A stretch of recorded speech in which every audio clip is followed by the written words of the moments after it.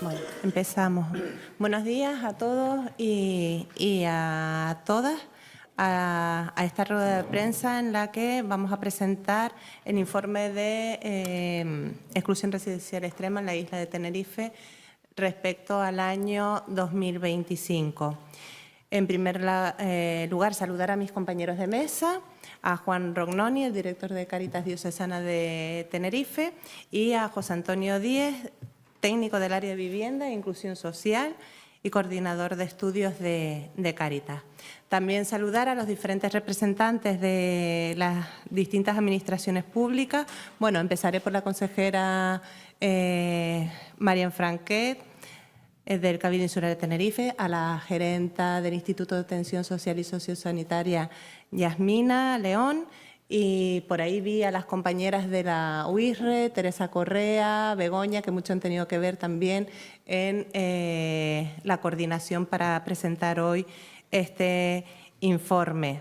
Como no puede ser de otra manera, los equipos de profesionales que trabajan diariamente en esta realidad, compañeros de Nuevo Futuro, Cáritas, Buen Samaritano, que nos acompañan hoy, bueno, y a los medios de comunicación, gracias por acompañarnos también esta mañana.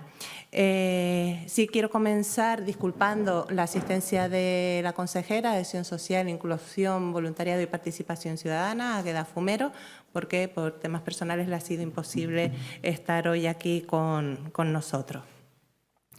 Presentamos esta mañana una nueva edición del diagnóstico sobre exclusión residencial extrema en la isla de Tenerife, un trabajo que vuelve a aportar conocimiento y una aproximación necesaria sobre una realidad compleja que continúa afectando a muchas personas en la isla de Tenerife. Cuando hablamos de exclusión residencial extrema, no estamos hablando únicamente de la ausencia de una vivienda. Hablamos de situaciones en las que también se ven comprometidos otros derechos fundamentales, como pueden ser la salud, la estabilidad emocional, el acceso al empleo, las redes de apoyo o la propia participación social y comunitaria. Por eso estamos ante una realidad especialmente compleja que no admite ni respuestas simples ni respuestas aisladas. Precisamente desde esta mirada, desde donde el Cabildo Insular de Tenerife y en concreto desde la Consejería de Acción Social a través de ELIAS, del Instituto de Atención Social y Sociosanitaria, se viene trabajando en los últimos años, avanzando hacia una respuesta insular más coordinada, más estructurada y más conectada entre las administraciones, entidades sociales y profesionales. En este sentido, uno de los avances más importantes en los últimos años ha sido precisamente empezar a consolidar espacios estables de coordinación y análisis conjunto que permiten orientar mejor la respuesta pública. Y ahí cobra especial importancia el marco estratégico para la inclusión social y comunitaria de las personas en situación de sinhogarismo en Tenerife, impulsado por ELIAS y aprobado en el año 2024, como una herramienta para ordenar la respuesta insular, establecer líneas de actuación comunes y favorecer modelos de intervención más coordinados y, muy importante, sostenidos en el tiempo. Un marco que nació desde un amplio proceso participativo en el que trabajaron en su momento administraciones públicas, entidades sociales, profesionales especializados y también personas con experiencia directa en situaciones de sinhogarismo. Y como no puede ser de otra manera, pues también se le dio voz a las personas en situación de exclusión residencial. Es importante señalar también que la atención en proximidad y buena parte de la intervención directa corresponde directamente a los municipios. Pero desde el Cabildo, aún no teniendo esas competencias, entendemos que tenemos una responsabilidad clara en algo fundamental: impulsar coordinación, coordinar recursos, favorecer metodologías compartidas y contribuir a construir una estrategia común a nivel insular.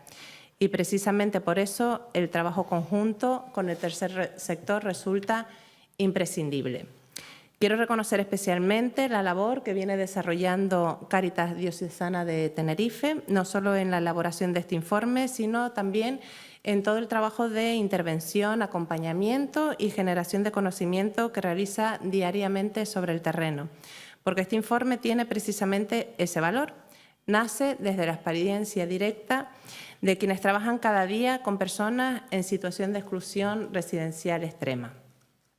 No pretende ser un censo absoluto de la realidad de sinhogarismo en la isla de Tenerife, pero sí que constituye una herramienta muy útil para detectar las nuevas tendencias, identificar necesidades emergentes y comprender mejor cómo está evolucionando esta problemática en la isla de Tenerife. Y además permite algo muy importante: convertir la experiencia acumulada desde la intervención social en una herramienta útil para mejorar la acción pública y la coordinación entre recursos y administraciones. Y en este camino también ha sido especialmente importante el trabajo desarrollado a través del Grupo Coordinado y del convenio impulsado por ERIA junto a las entidades que forman parte de este espacio de colaboración: Cáritas, Asociación Nuevo Futuro, Fundación Don Bosco, Cruz Roja Española y Fundación Buen Samaritano. Un convenio que ha permitido reforzar algo fundamental: que las distintas entidades que trabajan diariamente con personas en situación de sinhogarismo puedan compartir información, metodologías, criterios de intervención y espacios de coordinación estables, lo que permite construir respuestas más coherentes, evitar duplicidades y mejorar el acompañamiento a las personas. Por eso hablamos tanto del trabajo en red, porque no es un complemento, es una necesidad.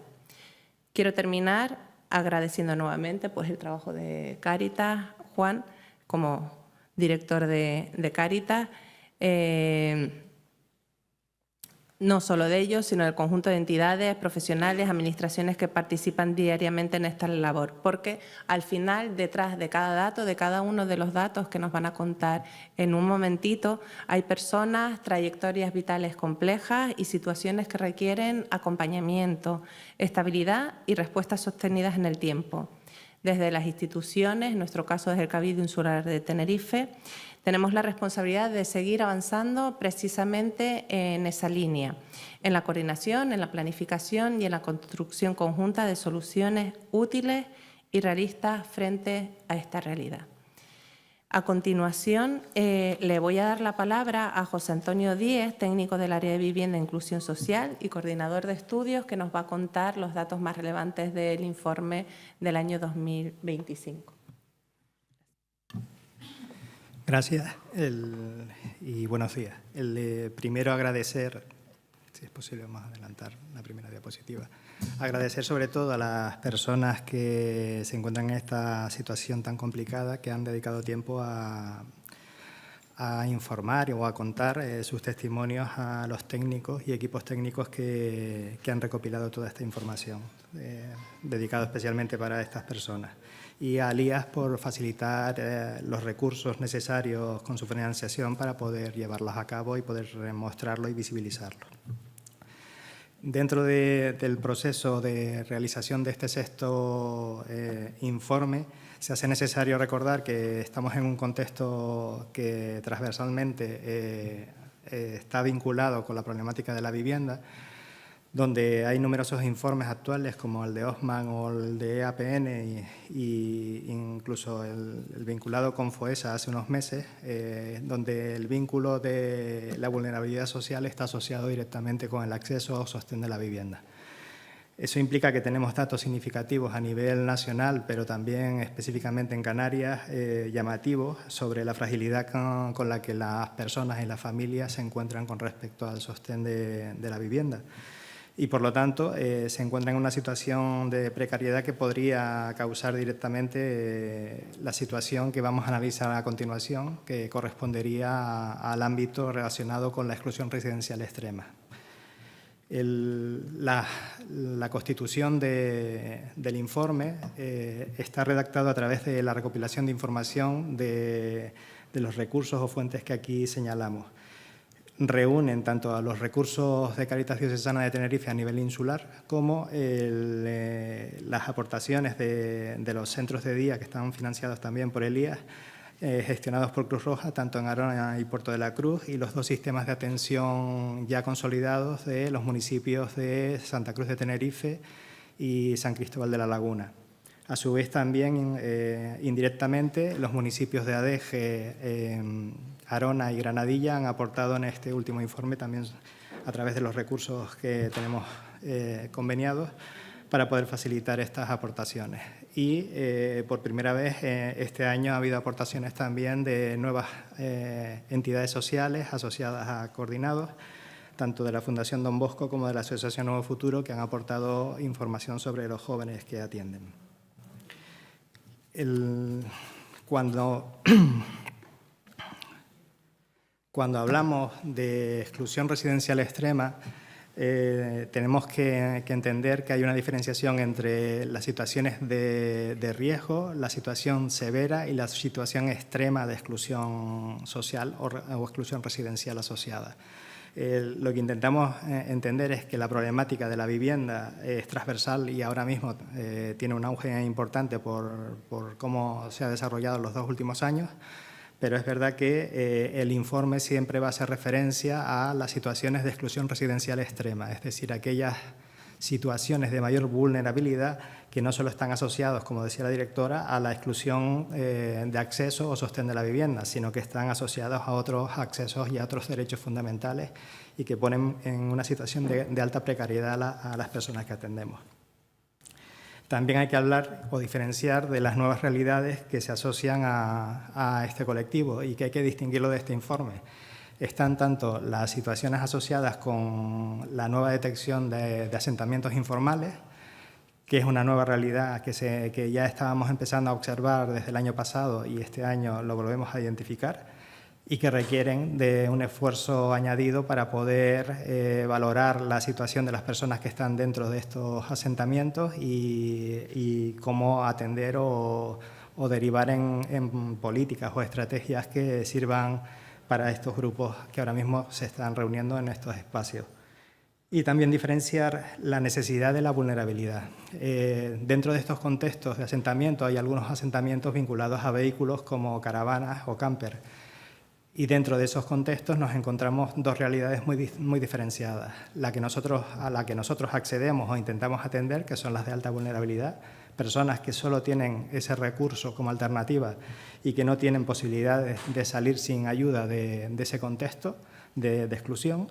Y luego las nuevas realidades donde hay personas que ante la problemática de acceso a vivienda están optando a comprar vehículos de caravana o camper, que estamos hablando de vehículos nuevos de 50.000 euros para arriba, que prefieren pagar la cuota del vehículo que pagar un alquiler aunque tengan ingresos regulares y una situación que no está asociada a una alta vulnerabilidad social.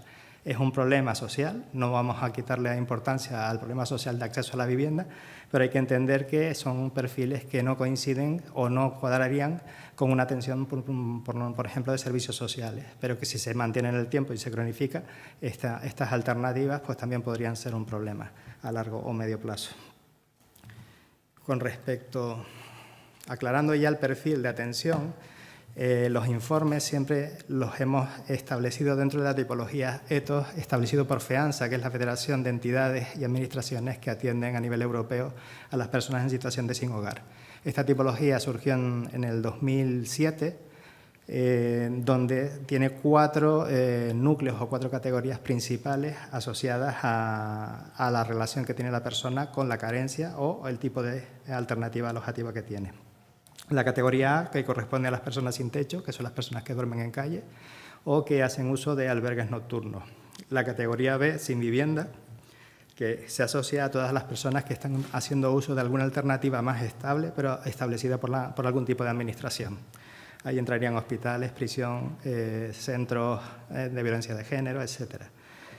Luego está la categoría C, vivienda insegura, que se asocia a una relación en precario con la vivienda, que afecta desde personas en situación de desahucio a personas con dificultades para sostener la vivienda por otros contextos, de violencia o ajenos, ¿vale? La categoría D, que corresponde a vivienda inadecuada, que correspondería a todas estas alternativas estructurales que no corresponden a dormir directamente a la intemperie, es decir, personas que improvisan chabolismo, que vehículos o otros espacios que no corresponden a vivienda, pero que tampoco reúnen ni la mínima vitalidad y que se utilizan como alternativa para no estar directamente a la intemperie. Sabiendo esta categoría, cuando profundizamos en los datos que corresponden a estas situaciones dentro de la isla de Tenerife, detectamos que actualmente hay 2.853 personas en este contexto de distintas situaciones de la ETO. En concreto, las personas que viven a la intemperie son generalmente, o las que acceden a albergues nocturnos, son las que representan la mayoría, un 47,7% del total. Se suma otro 25,5% de personas que utilizan este tipo de alternativas o estructuras alternativas, vehículos, chabolas, tiendas de campaña o cualquier tipo de elemento que les sirva como apoyo para no estar a la intemperie. Luego están las personas asociadas a viviendas inadecuadas, viviendas inseguras, que nosotros específicamente en el informe relacionamos con situaciones de infravivienda. Es decir, no solo están precarios o en riesgo de perder el espacio que tienen, sino que ese espacio además tiene condiciones de infravivienda que van más allá de no tener servicios. Estamos hablando de que a lo mejor no tienen techo o están muy expuestas, aunque sea una estructura habitacional. Y por último, el 14,9% que corresponden a personas que actualmente están utilizando algún tipo de alternativa ofrecida por las administraciones locales, insulares y demás. Si hacemos una sumativa de las dos situaciones de mayor riesgo o vulnerabilidad, estaríamos hablando tanto de las personas a la intemperie como las personas que tienen esas estructuras alternativas, sumarían el 87,8%. Estamos hablando de 2.504 personas que se encuentran en ese contexto. Y de ese total, de 2.853 personas, un 14,9% están accediendo a algún tipo de alternativa alojativa a través de algún tipo de programa o de atención.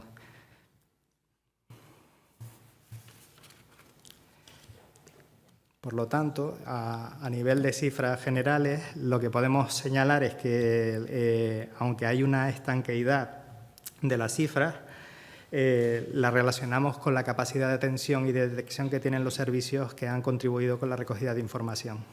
Sabemos y somos conocedores que estamos encontrando esas nuevas realidades de los asentamientos informales, pero que requieren de un esfuerzo tanto de los servicios como de las administraciones para empezar a valorar la situación de estas personas.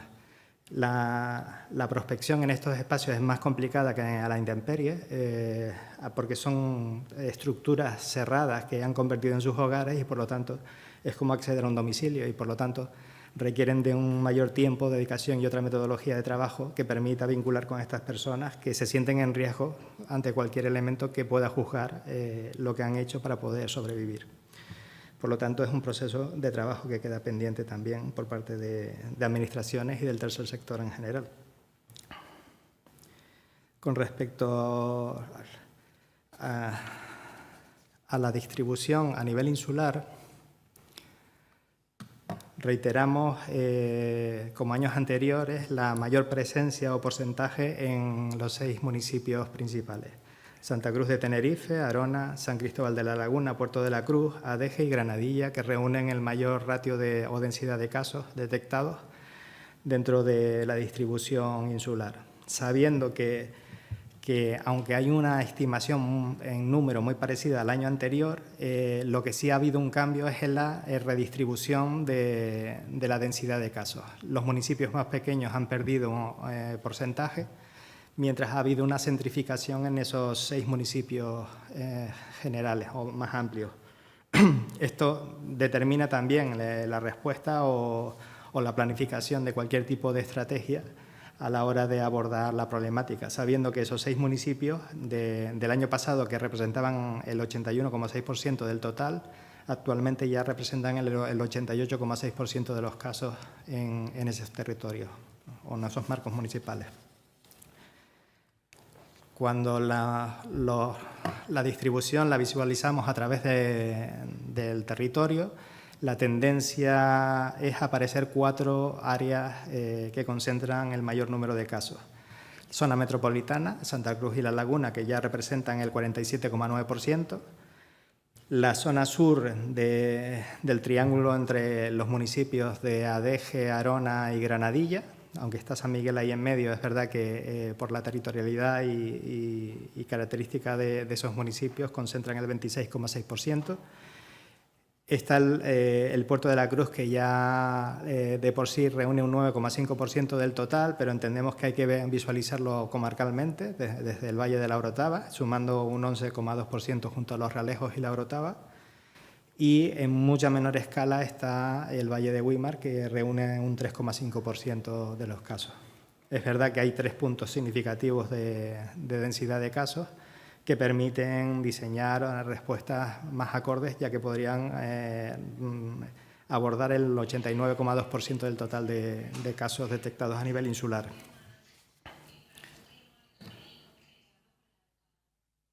Vale. Bueno. Con respecto a los 6 municipios que hablábamos sobre esa centrificación y redistribución, de los 6 municipios, es verdad que siempre Santa Cruz de Tenerife ha asumido una carga significativa importante, de casi el 37% de media aproximadamente.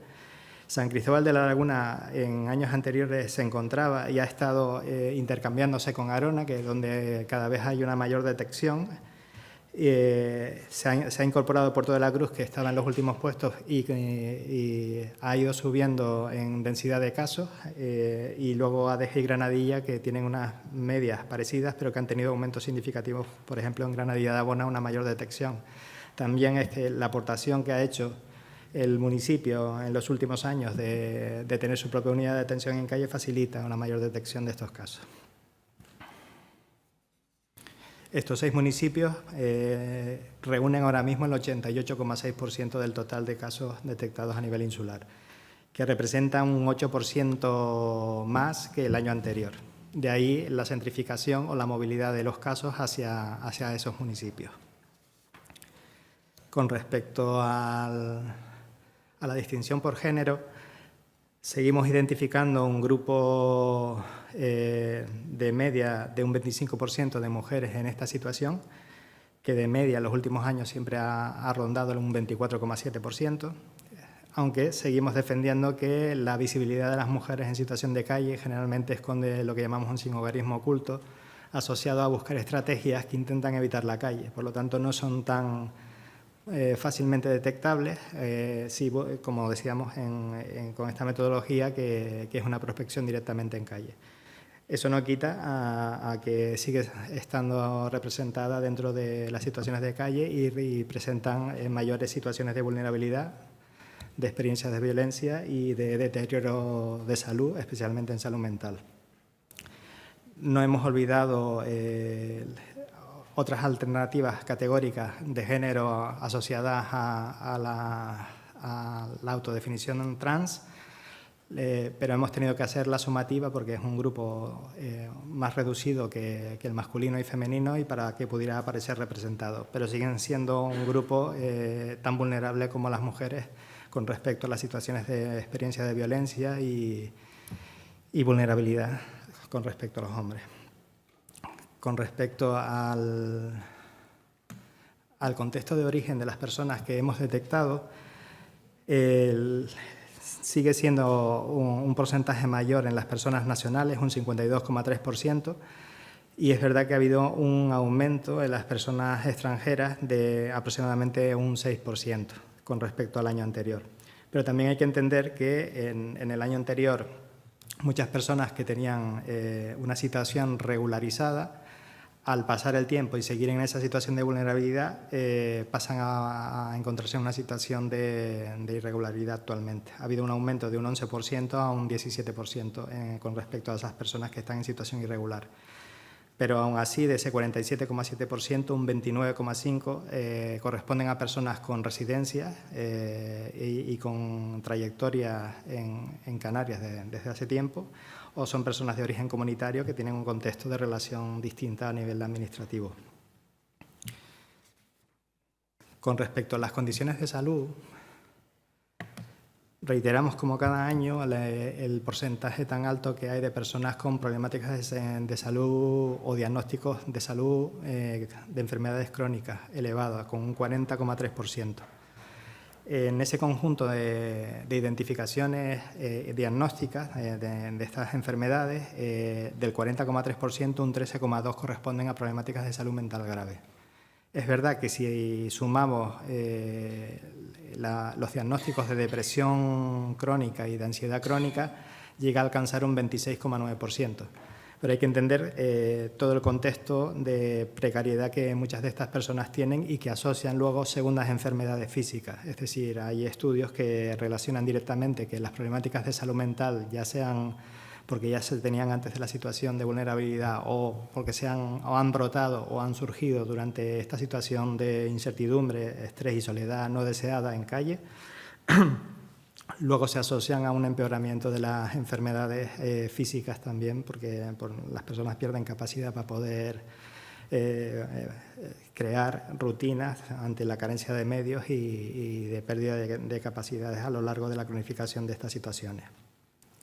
Sobre personas con adicciones, se ha establecido una media muy parecida a años anteriores, de un 26,6% de los casos, y con respecto a personas con patología dual, un 9,2%. La patología dual corresponde a personas que reúnen tanto un problema de salud mental grave junto a un problema de adicciones.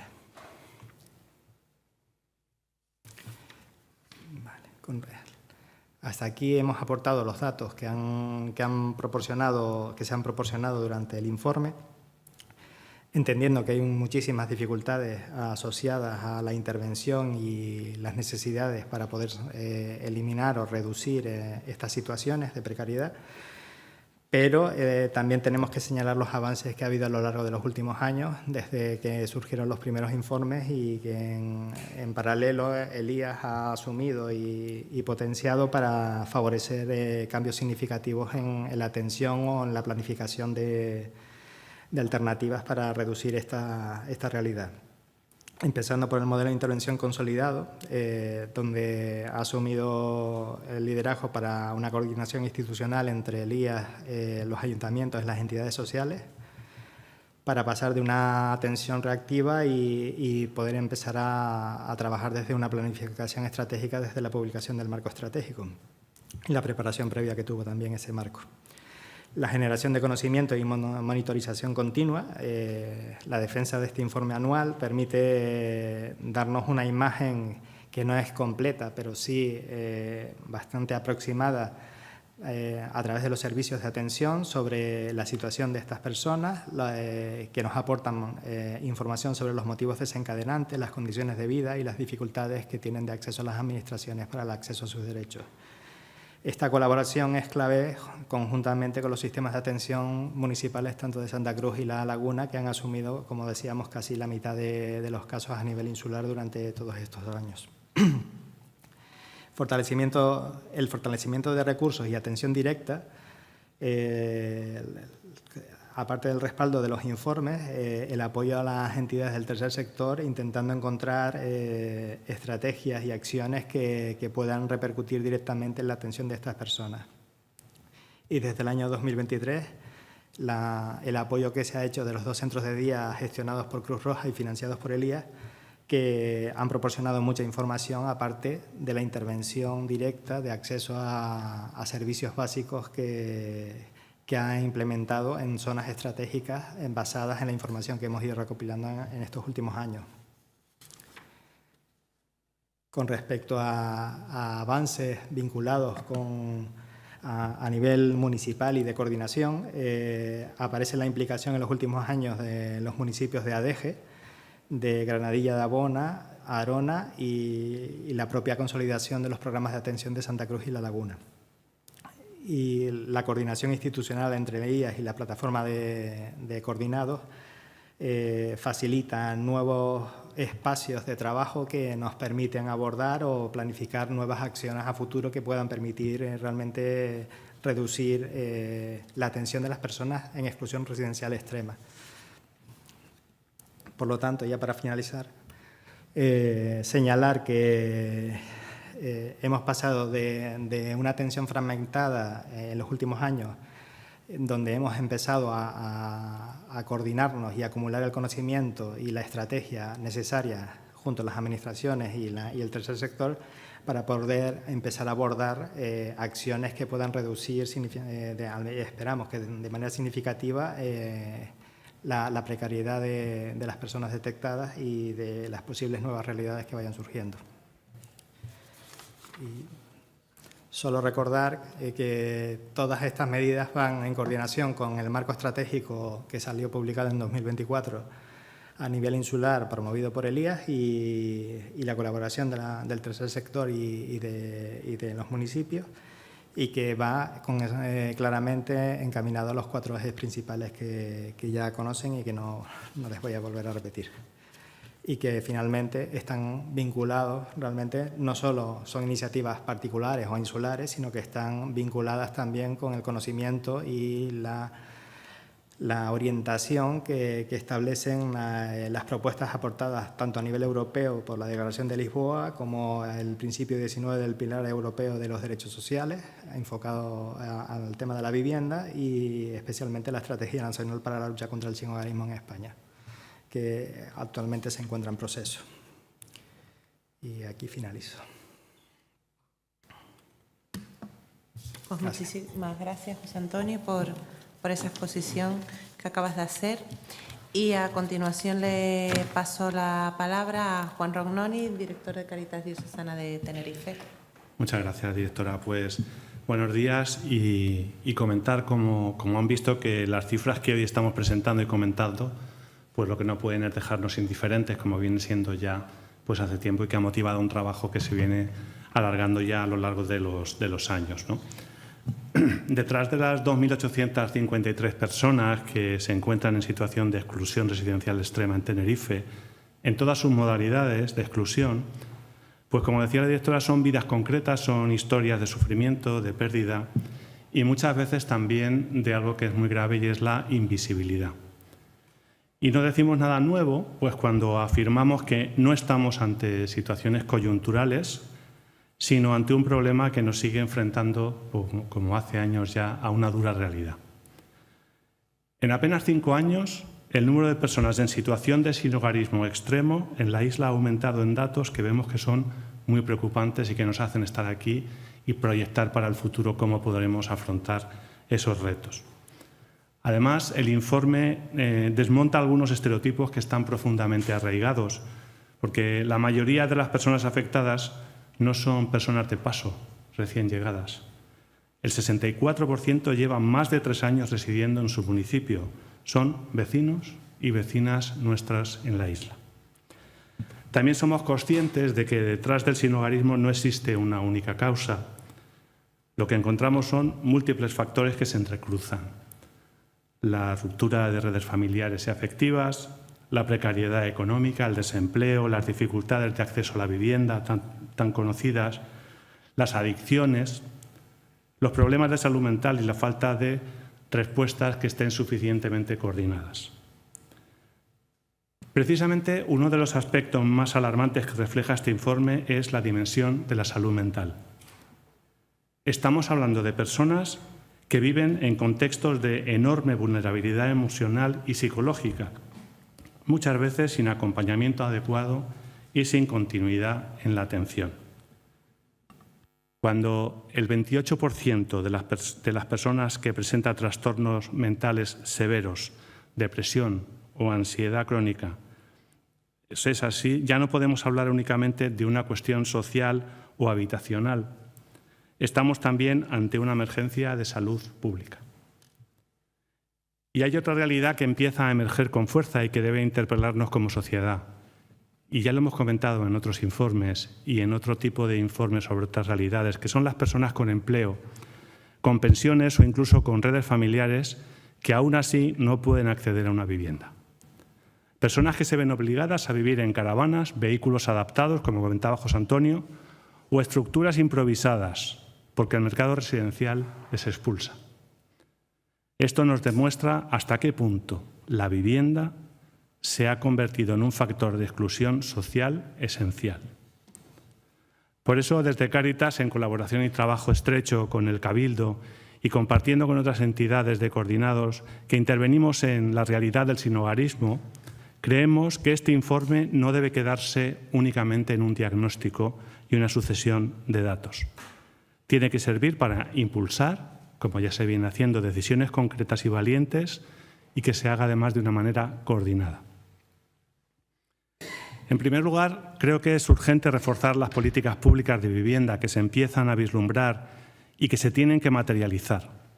Necesitamos ampliar el parque de vivienda social y asequible, facilitar el acceso al alquiler y garantizar mecanismos de prevención que eviten que más personas terminen en una situación de calle de la que luego no pueden salir. En segundo lugar, es imprescindible avanzar hacia respuestas integrales y coordinadas como las que se están intentando llevar desde las entidades sociales y contando con todas las administraciones.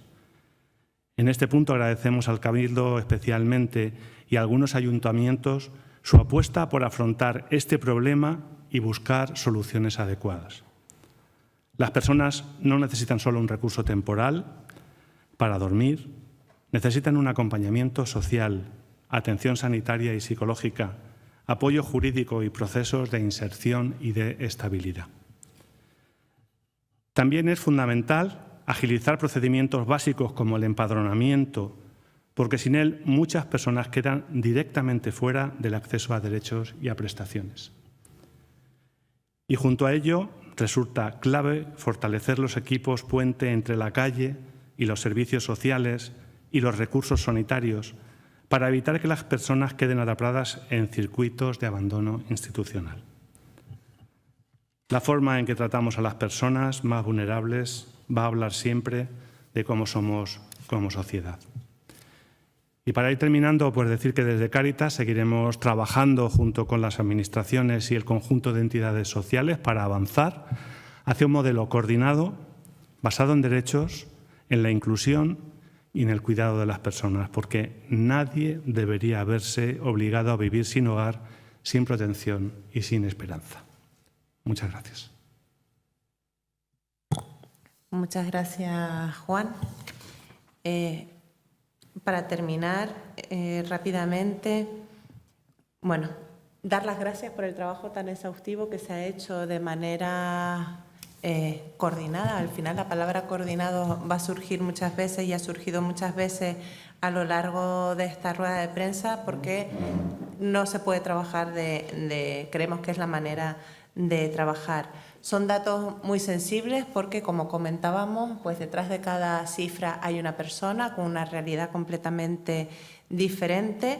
El compromiso del Cabildo Insular de Tenerife y en concreto del Instituto de Atención Social y Sociosanitario es firme para continuar trabajando de la manera en la que lo hemos ido haciendo, no solo incrementando los presupuestos en los últimos años, reforzando diferentes programas y recursos de atención para las personas. Retomo unas jornadas en las que tuve la oportunidad de participar la semana pasada, gobernanza y ética, porque al final es tan importante, más importante que lo que hacemos es cómo lo hacemos. Y para cada una de estas personas pretendemos pues, una respuesta individualizada, una respuesta especializada en la que el objetivo es la dignidad de las personas, el que vivan dignamente y puedan salir de la situación de exclusión residencial extrema en la que se encuentra. Y como decía, bueno, hemos comentado varias veces, las personas en situación de sinhogarismo son invisibles. Queremos que dejen de ser invisibles para que la sociedad, bueno, asuma la parte de corresponsabilidad que le toca. Muchas gracias. ¿Hay alguna pregunta por parte de los medios?